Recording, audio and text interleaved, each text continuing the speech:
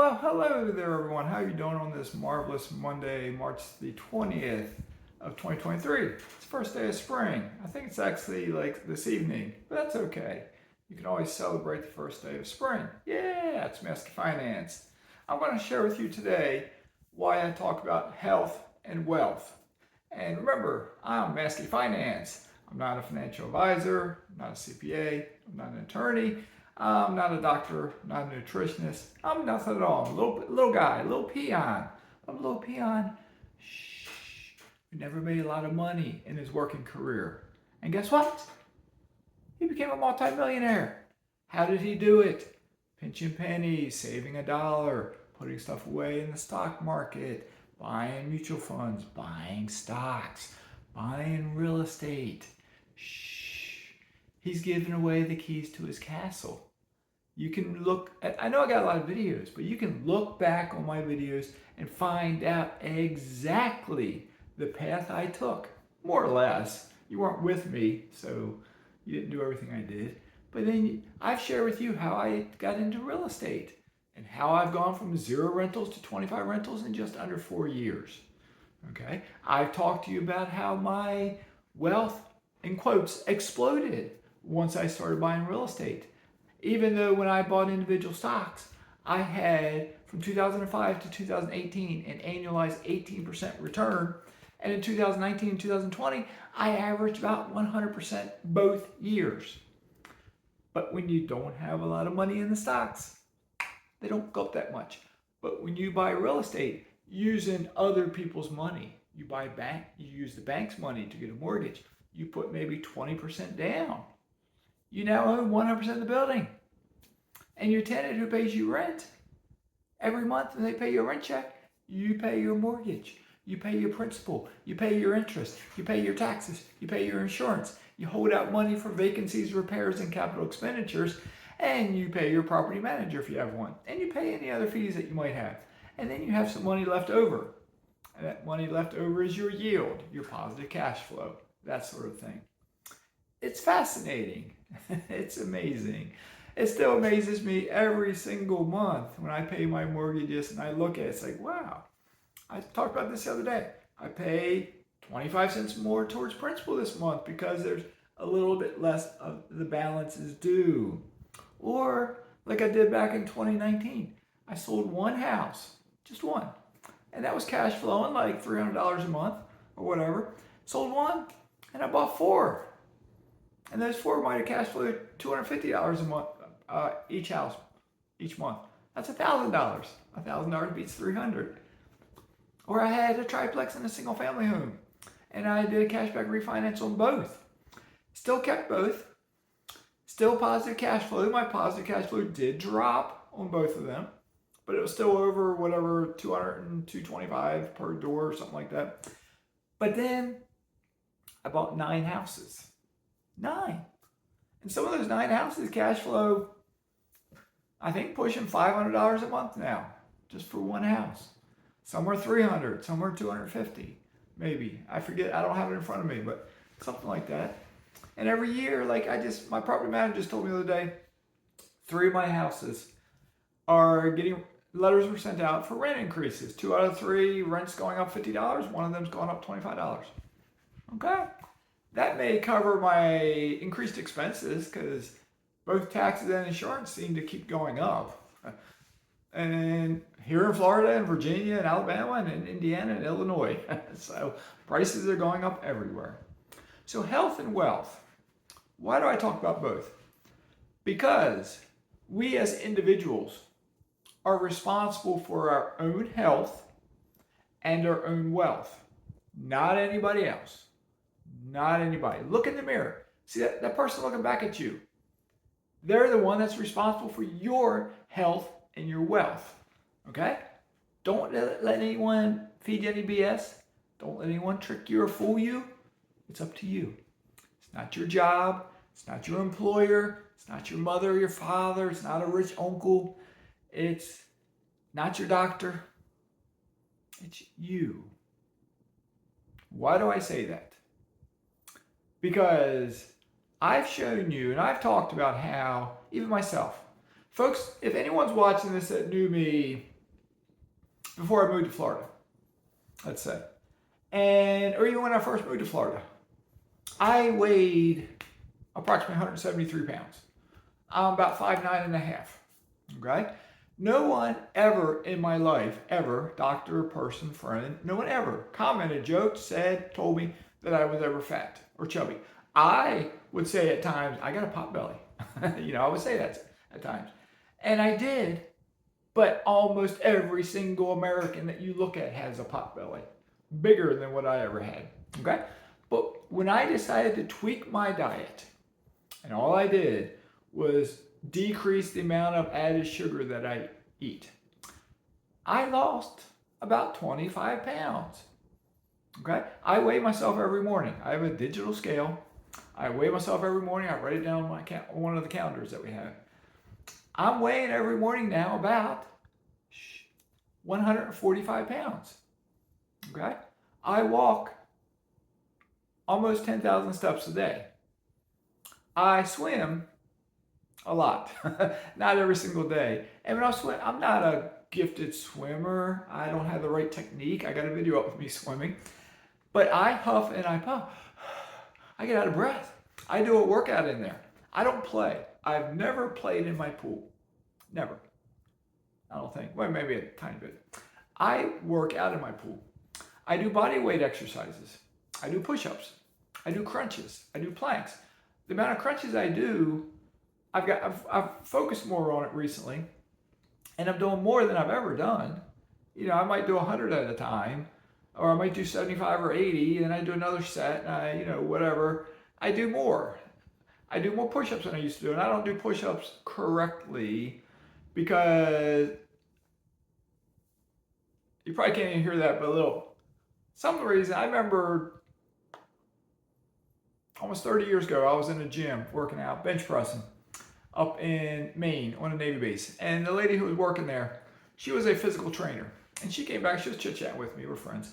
And I was bench pressing, and as I bench press, my elbow is always cracking every single rep. And she was like, there's something wrong with you. You need to get that checked out. I was like, but it doesn't hurt. We're now almost 30 years later. It still cracks if I bench press. It still cracks if I do push-ups. So when I do push-ups, I don't go all the way down. I used to touch my chest to the floor. When I was in the Navy, we had mandatory PT tests twice a year. Maximum push-ups back then were 67 in 2 minutes. I got up to 62 one time. And I would watch big muscular guys, and they would barely bend their elbows. And they would count them. I was a little skinny, scrawny guy. And I would go down and touch right there to the floor. Okay? And I could do 20 pull-ups when I was in my 40s because I would work on pull-ups. Okay? I don't go to a gym currently. I am thinking about getting some exercise equipment. If I do, I'll tell you about it. Something I can carry with me easily. Okay? But health and wealth. All of us are responsible for our own health and our own wealth. I have said many times on this channel, I've said this in person to people I've talked with, any working American out there, if they so want to, can buy their first rental house. Anybody. Now, I've had people tell me I'm a single parent. Okay. I'll say, look at Millennial Mike, look at Dion, look at other people. I work at McDonald's. Okay. Get a second job, work more hours. When I was in the Navy, I was in E6 up in Maine, and I had a son, and I got a job in the gym I worked out in. I got a job there part-time. I worked on weekends. There were months that I worked 7 days a week, the entire month, for a couple months in a row. I would have duty sometimes on the weekends, and I couldn't work that weekend. Okay. And so on and so on. When I was in Panama and Puerto Rico, I started going to college. I'd work all day. I'd have to be at work at 7 o'clock in the morning. I'd get off at 4 o'clock in the afternoon, and I would take class in Panama Canal College. I'd get on my motorcycle. I would change, and I'd drive across the Bridge of the Americas into Panama City to Panama Canal College. It was a DOD 2-year school, and I would go to class. I was like the only Navy guy in this school. There was Panamanians, there was American dependents there. I was like the only Navy guy. And we'd have bomb threats occasionally because the Colombians were threatening to bomb the place. And I'd sit on my motorcycle out front, waiting for the building to be searched and go to class. And back then in the late 80s, you took Colombia seriously with their bomb threats because Panama and Colombia kind of touch, kind of. And who was it? Pablo Escobar? I think that was him back then. So you never know what he would do. It's a DoD school, it's American college, so it'd be a bomb threat. Somebody call it in. So the point of that, and I did the same thing in Puerto Rico when I got there. I'd work all day, and sometimes I'd take 4 or 5 hours of class after working all day. Because sometimes I would have class. It was a condensed semester where there were 2.5-hour sessions, and I would have 2 classes on a Tuesday, 2 classes on a Thursday sometimes, or it might be 1 class Monday, Tuesday, Wednesday, Thursday, 2 different classes. Twice a week they'd meet. Sometimes they were backed up Tuesday and Thursday, or Monday and Wednesday, and other days they were just 2.5 hours the 4 days of the week. So the point of that is, if I can do it, you can do it. Okay? I worked a full-time job, went to college, and got a bachelor's degree. Okay? I worked a full-time job and worked part-time jobs. So if you're not making enough money, I worked as a police officer. I worked a lot of overtime. I looked at part-time jobs for a while and always said part-time jobs pay $12 an hour. Overtime, I'm making more. And as much as I hated working overtime, especially when I was working rotating shift work, daytime, nighttime, 12-hour days, 12-hour nights, bouncing back and forth. Yeah, my head started spinning, especially when I was working overtime. So the point of all this is, if I can lose 25 pounds, if I can become a multimillionaire, if my cholesterol right now can be 148, if my triglycerides can be down to, I think it's 42, something like that, 38, 42, somewhere in there. The point of this is, if I can do it, you can do it. Okay? If I can use credit cards to travel for free, all right? And if you got rental property, I've had rental property in 4 states. In 1 state, 2 states, 3. I think it's in 3 states, maybe the 4th. I'm new in the 4th state. I could pay for repairs at times with a credit card. There was at times they charged a fee. But if I was trying to get a sign-up bonus to meet the minimum spend on a credit card, spend $4,000 in 3 months, if I had to pay an electrician, and there was an electrician I paid a couple times, I could call them up and pay them directly, no extra fee, and it would max out get my sign-up bonus. When I had my own properties in Virginia and I was rehabbing a triplex, I went through several credit cards, and just because I was buying all this stuff at Lowe's, getting my 10% military discount to buy this stuff, okay? And I accumulated a lot of points, and I traveled for free going back, 4 or 5 or 6 years now, 5 years maybe. So, and that's fresh in my mind because this last night I made a reservation at a, no, it's not a 5-star hotel, it's like a 4-star hotel. It's in Sarasota. I'm going to watch my 3rd spring training game with the Orioles. It's Orioles and Yankees playing on Friday night. And we figured out what the heck, we'll drive up there, see the game. It's an evening game. And we'll see the game, spend the night in a nice hotel. We'll get dinner up there, get breakfast in the morning, go walk on the beach, and then drive home later in the day. Man, why not? It's a free night. Because that one credit card I got, it's a Marriott credit card. I got 5 free nights. And they expire in July. That's a couple months away. I don't want to use them all right now. Because if we can get this house sold and move to Panama, maybe I'll stay in Panama City for 3 or 4 days and stay at a Marriott, because most of the hotels in Panama are nicer than the ones in the United States. So get more bang for your buck. All right, I can stay in a nicer place. At least in the Hilton, it's nicer. In Panama versus I stayed at a Coronado Island when people pay some nice $2,000 a night out there. Panama City Hilton. I think if you pay cash, it's like $250 a night there, and it's, in my humble opinion, way nicer than the one on Coronado Island. So, it's all personal opinion though. Okay? So, if you haven't made yourself healthier, if you haven't started progressing on the path to wealth, and that path to, and both health and wealth are very similar. Nothing happens overnight. Okay? Nothing happens overnight. If you read the book Eat to Beat Disease, all right, he talks about how a lot of foods can prevent a lot of diseases.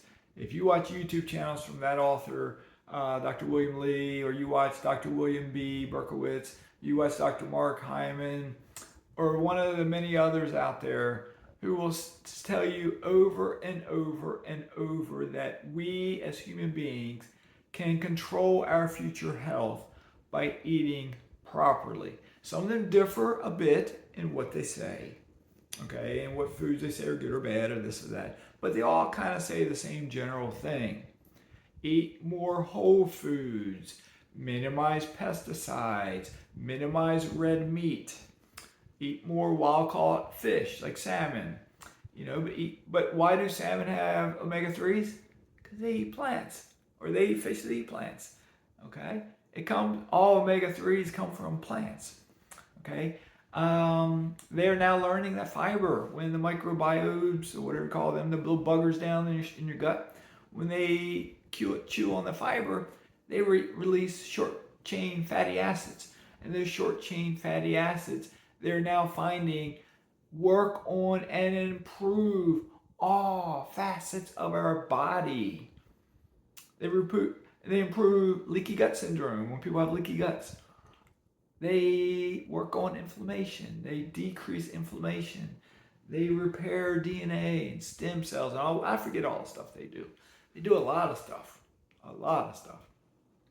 We can feed those little guys. We can keep them healthier. I encourage you, look at your parents, look at your grandparents. If they're still alive, what sort of health problems do they have? If they're deceased, what did they die from? Or what health problems were they having? I have 4 grandparents, like all of us do. We may not know who they are, may never met them, but we have 4. All 4 of mine lived to be in their 90s. Okay, my mom died when she was almost the exact same age that I am right now, from ALS, Lou Gehrig's disease. Okay, my dad's still alive. He just turned 80 years old, but he's had health problems. He's had cancer. Okay, for many years now, but it's treatable. But if he had never gone through that treatment, he'd be even healthier now than he is, I dare say. All right, so health and wealth, it doesn't happen overnight. You don't get rich overnight. You don't become Mr. Universe overnight. You don't live to be 120 overnight. Nothing happens overnight. It's a long, slow process. But let me give you this last thought to think about.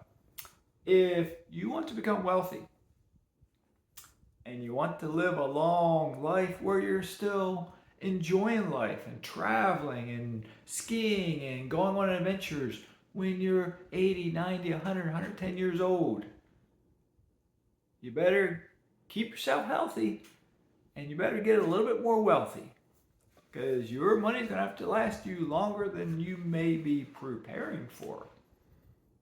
Okay? So you don't want to just put it in the bank in Wealthfront and get 4.55% forever. You want to have some investments that will grow. Okay? So anyway, it's almost 10 o'clock in the morning. I have a notary coming here in a bit, and I've gotten to know him very well. I have notarized so many things, it seems like, in the past 2 years. But I am selling my final rental house in the state of Alabama, and I will sign that paperwork today. The buyer, I think he's in Illinois, and he's buying the house from me, so he'll be buying that. I guess he's signing wherever he's at. I think it's today. I think we close today, and the money's going to be wired today, I think. Maybe by tomorrow I'll get it. So we'll see. So anyway, that's the beauty of real estate. Once you start getting into real estate and you start accumulating units, you would at times possibly need to tweak your portfolio. Maybe you sell something. Maybe you refinance something. Maybe it's your property. You can make the decision. Okay? If you get 4 houses and that's all you ever get, fine. And you got 30-year mortgages, fine. Maybe 15, 20, 25 years go by and you paid the mortgages way down and you want to retire. But you're like, what can I do? What can I do? Maybe you could sell one house and then pay off the other 3 mortgages so they're free and clear. And now you're maximizing your positive cash flow because you have no mortgage.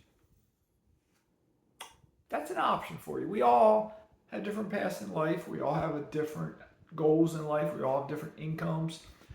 We all have different income streams, so on and so on. We all have different bodies. We all have different parents. We all have different genetics. Okay? But they are finding another final thought.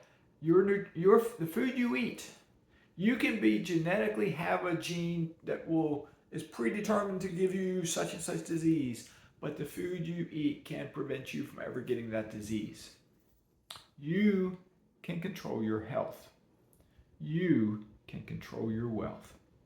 And with that being said, Mazskes, get ready to talk to a notary here soon. Have a great day. Mazskes signing out.